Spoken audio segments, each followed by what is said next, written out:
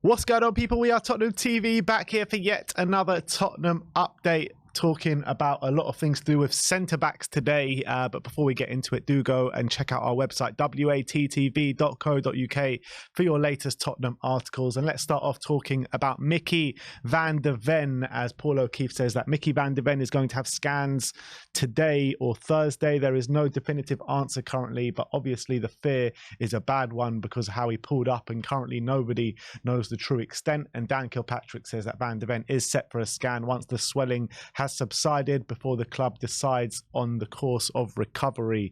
So still, we don't know. I don't know why. I guess they're waiting for the swelling to go down before doing the scan, but it's just an anxious wait, isn't it? Very anxious wait.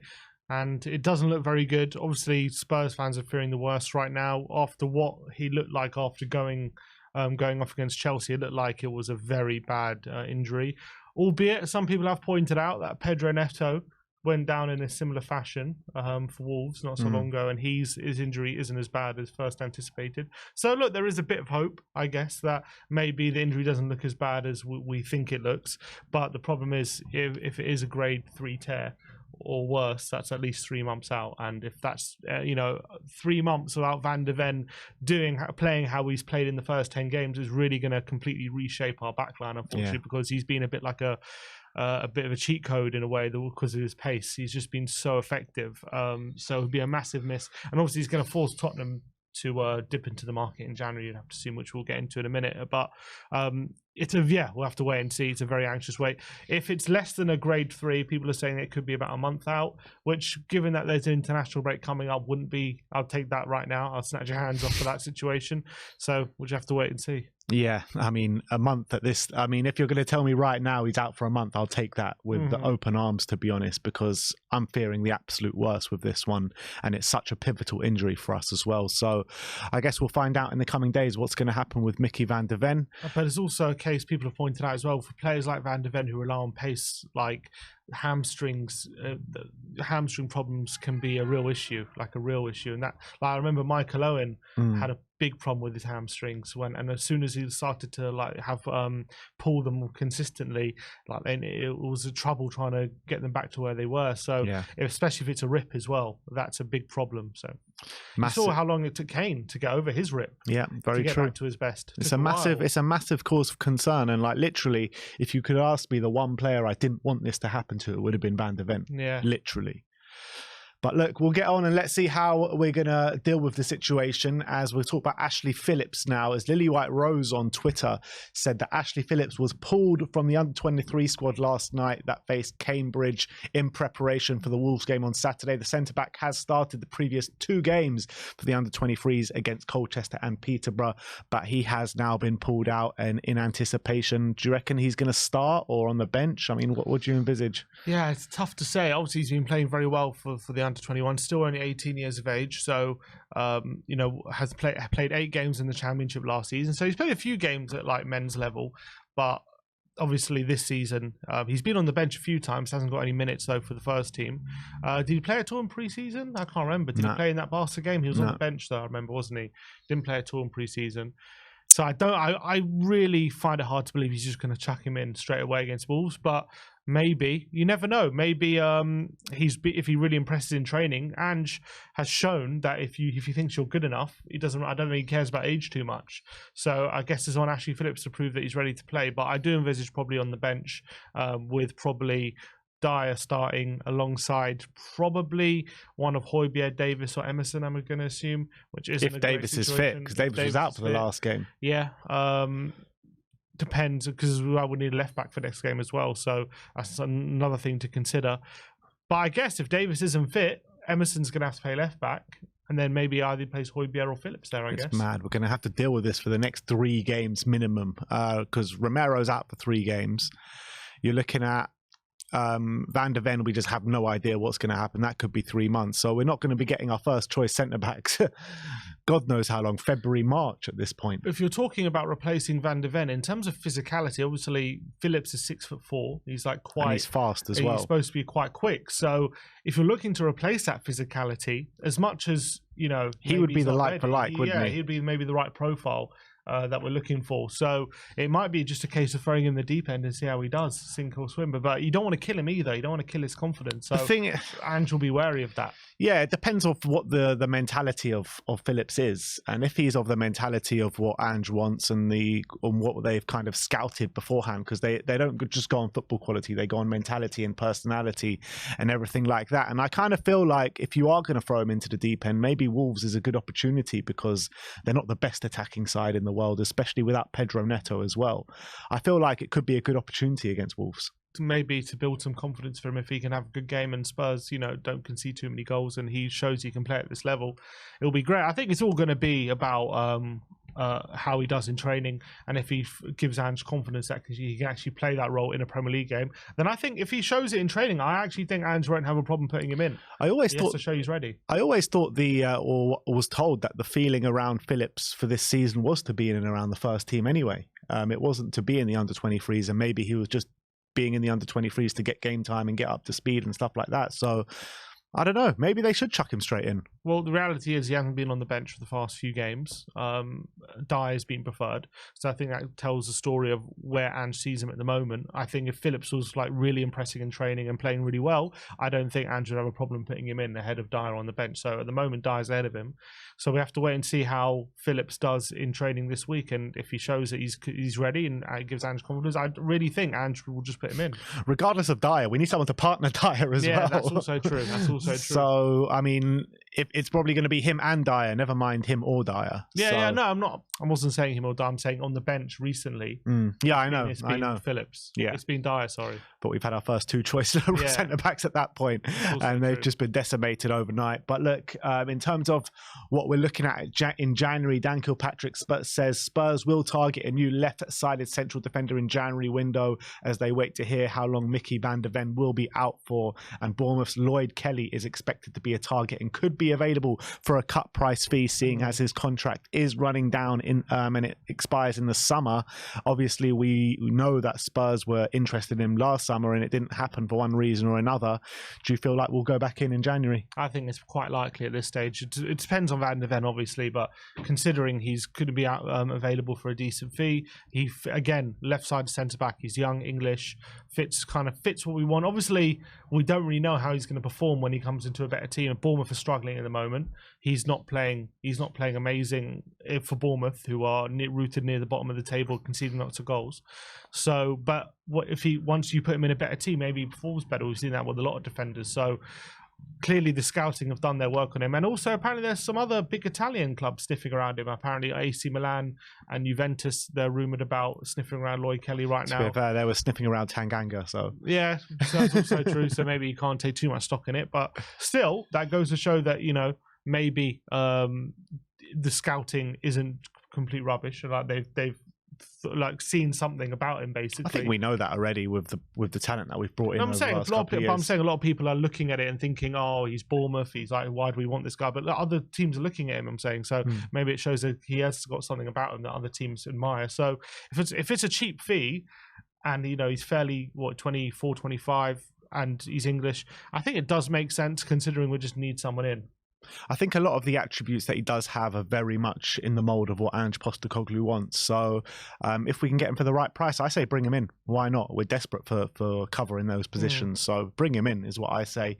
Another player that Spurs are looking at is Mark Guehi of Crystal Palace. Dan Kilpatrick says that Spurs are long-term admirers of Mark Guehi, but Crystal Palace are unlikely to sell halfway through a season. I mean, we've spoken about him so many times.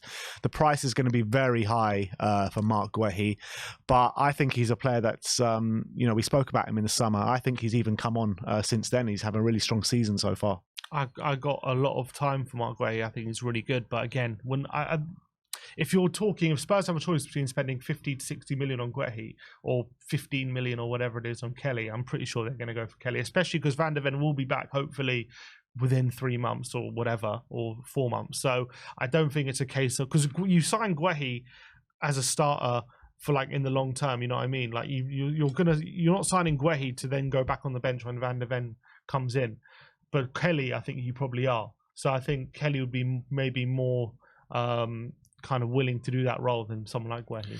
Yeah, but we had that conversation in the summer, right, when we were going for Tapsoba and Van der Ven, and you were saying that, you know, we should sign both of them, or, you know, it makes sense to sign both of them. They should both back their ability to start the majority of games. So what would be the difference with Mark Guehi? I would rather sign Guehi. If it was up to me, I'm saying what Spurs would do. If you're telling me what if it was up to me, would I sign Guehi? Yeah, but that's what I was saying at the time. I was yeah. saying it was unlikely, and you were we were arguing against that. I wasn't arguing whether it was unlikely. I was arguing whether I would want to do it or not, or whether we should do it. I guess is what I was arguing. I still think we should. I think no, that wasn't the case, because I agreed with you. Obviously, we all agreed saying that we should do it. Obviously, we should have done it. But it was the case of if it's realistic or not. So obviously the opinions changed then since then. My opinion hasn't changed. What's the difference? I don't understand. Because at that time, we were both in agreement that saying we both want Van der Ven and Tapsoba, right? We're both in agreement, and I was saying it's unrealistic because Spurs aren't going to go for two big signings in the same position. But you were saying it is realistic because that's what we need. I'm saying I can't look. I'm trying to have to watch back what my opinion was. I was saying that you're saying it's not realistic because you don't think Spurs will do it. Yeah. Right. I wasn't saying I think Spurs will do it. I was saying my position is Spurs should do it. That's what Spurs should do in that position because we need another centre back. And I think Spurs should go for Guehi if they've got the funds and he's willing to come. I just don't. I think they will probably go for Kelly. I think that'll probably be their position. Yeah, 100%. I totally agree with that. In terms of another player who we're looking to bring in, this is from Steve Kay, a football journalist, a freelance journalist. So take it with a bit of a pinch of salt. But he says that Tottenham could try and raid Brentford in January with a move for captain Christian Norgaard. What would you say about that? I actually think he's not a bad player, but I don't see him being. I think he's a good passer, and obviously being part of that Brentford midfield, you have to be pretty solid physically to be part of it, and that tells me maybe he could do a job for Spurs. But I don't even think he's Brentford's best midfielder. I don't know. I can see him fitting in one of the 8 positions, but I wouldn't see him as like. I don't know how old he is. I think he's probably mid-20s or so. I don't know. I've never been that impressed with him. I think I've liked Jensen a bit more than him. But isn't Norgaard more of a 6? Or is he an 8? I think you might be right. I think he might be more of a 6, more of a sitting like passing kind of player. Yeah. So maybe we see him as 29. an alternative. Maybe we see him as an alternative to Basuma if we sell Højbjerg. But I can't see this being a go. 29 years of age. Yeah. Maybe if Højbjerg goes as like a short stopgap for a cover, but I just can't see it. And being Brentford's captain, he'll command quite a fee as well. Yeah, I don't see this being a go unless it's a case of like being a stopgap for a bit. But why would he agree to it unless he thinks like he'd rather be part of Tottenham home? And then again, why would we bring in a stopgap when we can just buy a young and up-and-coming player that can fill into that unless role? It's just a case of we sell Højbjerg and we're not going to get anyone in January, so we just need a stopgap for now until the summer. I don't know. Sounds like a waste of money to me. Doesn't sound realistic. Yeah.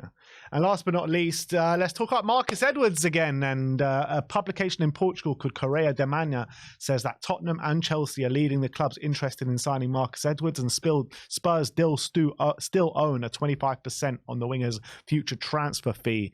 I think like we were both kind of against the Marcus Edwards one last time it propped up. What is your opinion changed at all? I know he's doing all right for Sporting, and to be fair, he's very quick, very nimble. I actually think Ange could do a lot with him, but it's all about whether. I mean, look, Ange. I think he has the right profile. I think he's very quick. I think in a weird way, he's a very different to Kulusevski in the way he kind of played. Kulusevski is very physical. He uses physical attributes a bit more. Edwards is much more about taking people on, and maybe he's a bit better with his left foot, like taking shots and stuff. But it's all about whether we believe he has the right attitude to come into this team, and if he's really of the up to the quality to be starting for a team who's progressing right now. I think those are a few questions, but I kind of like the look of him, to be honest, but I don't know. I don't know if I would want him signing for Tottenham right now. It just depends about his attitude. Yeah, and the numbers aren't exactly the greatest coming out of the Portuguese. Last year, 33 games, 7 goals, 1 assist in the league. This year, 9 games, 2 goals, 1 assist. Maybe he'd get better numbers than he did last season. But if they're improving, I guess that's a positive sign. But I'd much prefer to go for his teammate, Pedro Gonçalves. I mean, a player that's so versatile, that can play in so many different positions, and a player of supreme quality and supreme numbers as well. So triple the price, probably. He's got a release clause of about 60 million. So for him, that's a steal, though. And how much are we looking at Edwards for? Well, first of all, we get 25% back of whatever we pay. So I'm saying it's probably going to be a lot more. But you're talking about like that. He's that much better than Marcus Edwards, 100%. But Pedro Gonçalves is a brilliant player. He's a star. He's a potential star in the making, Gonçalves. Yeah. So that would be a dream signing. How old is he, Gonçalves? 25. He's 25, so he's only a year older than Edwards as well. I mean, I think it's an absolute no-brainer to go for him. At that price, I think once you sign him, he already, like, you know, his value goes up much more than what you sign him for. I'm a big fan of Gonçalves, especially because he scored against Arsenal from the halfway line. Yeah, and he was brilliant at that. And the numbers he gets is just absolutely insane. Last year, 15 goals. The year before, 8. The year before, 23. And this year's already 3. Yeah, he's brilliant. He's absolutely brilliant. But look, that is your Tottenham update for today. Let me know in the comment section below your thoughts regarding all the news stories we've brought to you today. Do go and check out our website, WeAreTottenhamTV.co.uk. Thank you everyone for watching today. Like, subscribe and comment. And as always, come on you Spurs.